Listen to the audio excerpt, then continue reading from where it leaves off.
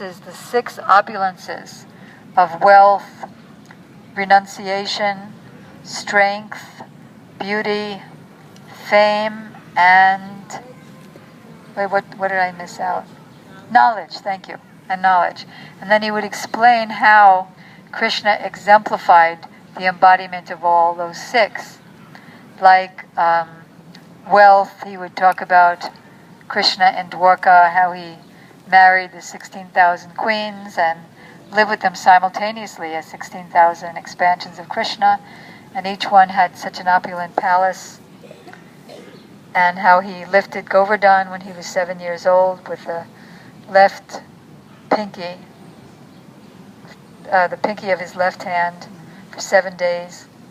So he would give so many examples. He would tell so many pastimes of Krishna and the cowherd boys. And he would talk about Radha and Krishna also. And he would compare them with the sun and the sunshine. That you can't have sun without sunshine or sunshine without sun. So there's no meaning to Krishna without Radha or Radha without Krishna.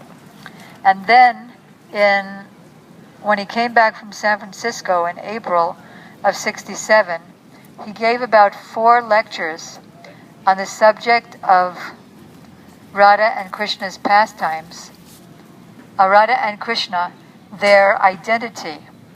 And I was just re-looking at that for the art book that Gurudev ordered me to make, of coffee table art book, of all the art that I did for Prabhupada and all the art that I did for him starting in 1992. So I'm having to go back to my Prabhupada memoirs to summarize it for the coffee table art book. So I was re-looking at my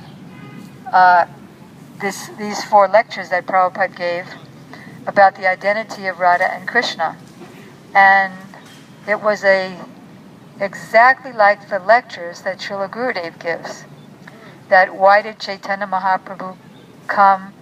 He came to give what no other incarnation gave since the last time Mahaprabhu came, which was the day before of Brahma, some trillions of years earlier.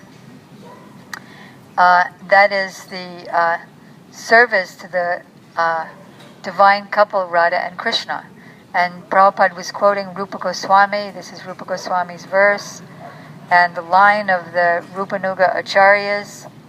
And who is Radha and Krishna?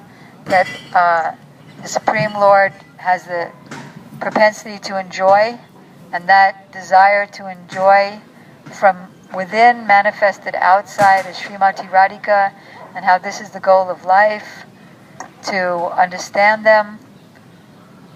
So, but we didn't get it at the time, but he had everything ready for us in case we wanted to ask Gurudev, as I did 26 years later in 1992. I met Gurudev, and Gurudev was saying that Chaitanya Mahaprabhu came to give the maid service of Srimati Radhika. And I wasn't one to just accept anything, just right off the bat. So I said, where does it say that in scriptures? And so like the wind, Gurudev spoke that verse, Anarpita Charing Charat, the same verse that I was quoting from, of Srila Prabhupada. So then, after the darshan with Srila Gurudev, I went back to where I was staying at Krishna Balaram Mandir, at the Krishna Balaram Temple guest house I was staying. So I went to my Prabhupada folio, and I looked up that verse, and sure enough, it was there tons of times. Sometimes the whole verse he quoted, sometimes parts, sometimes he just explained the English of it without referring to the verse. So there's one word in there called Shriyam, Swabhakti Shriyam. And in Prabhupada's word for word translation, as you know, he's so brilliant with his explaining in his books what each word means, and then in his lectures he would also explain what each word means. And Gurudev said in one of his lectures or a few of his lectures, that Prabhupada would do that also before he ever came to America. Whenever he would give a lecture from the Bhagavatam, he would explain what each word meant and then combined it all together. So, why did I say that about the word for word? All right. So in this verse, in Arpaticharing Charat, the word Shriyam is translated as treasure. That Mahaprabhu came to give the treasure of conjugal love. That was his donation to the world. So treasure chests are famous for being locked. So the actual meaning of Shriya was locked in that context of that verse. Although Prabhupada had explained it later in his translations of Chaitanya Charitamrita, in the discussions between Mahaprabhu and Rai Ramananda, when he was talking about Radharani being the creeper that was wound around the tree, which represented Krishna, but the flowers and leaves and buds and manjaris of that creeper is the gopis, Radharani's sakis, and maidservants. And they nourish the pastimes, and they feel just like the leaves and the flowers nourish the creeper and make the creeper whole. So they nourish the pastimes of Radha and Krishna to make it whole.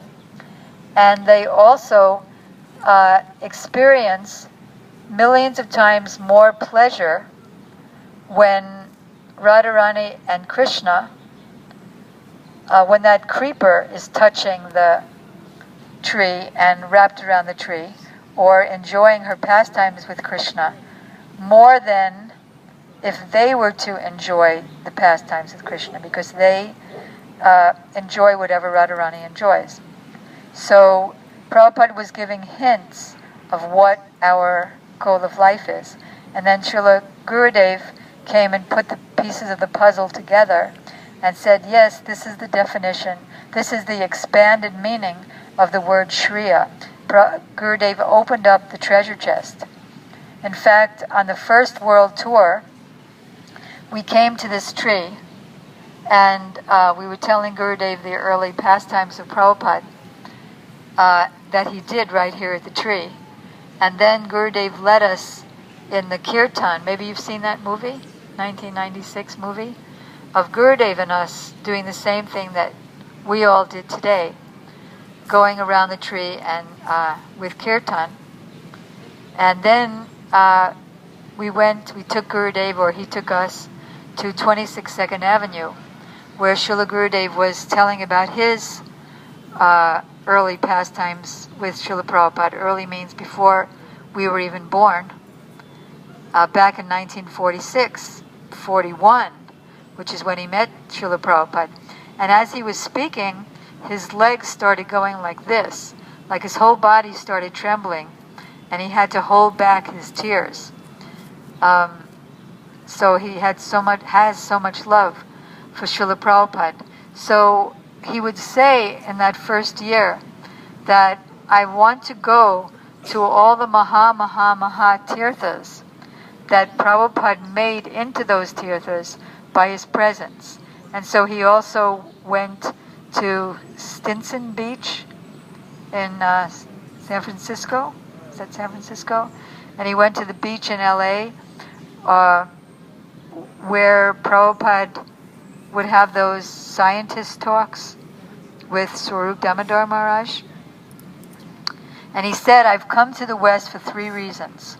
One, to put the dust of his feet from these Maha Tirthas on my head, to take the dust of his feet on my head, to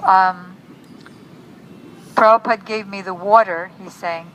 He gave me the water of Hari Katha, and told me to pour the water of Hari Katha on the seeds and sprouts and beginning or wilted flowers that he created. The seeds of bhakti that Prabhupada manifested. In other words, some people were just beginning, some people were sprouts, some people were wilted flowers. In other words, they had already were practicing chanting 16 rounds and following everything and preaching, and then after Prabhupada left, the sannyasis gave up sannyashood, and everyone fell down, not everyone, but so many fell down back into material life and stopped their practices. So he said, so Prabhupada told me to waterize those seeds, sprouts, and wilted flowers. And so many thousands of devotees who had stopped chanting or stopped chanting the Hare Krishna mantra, their Gayatri mantra, lost enthusiasm to practice.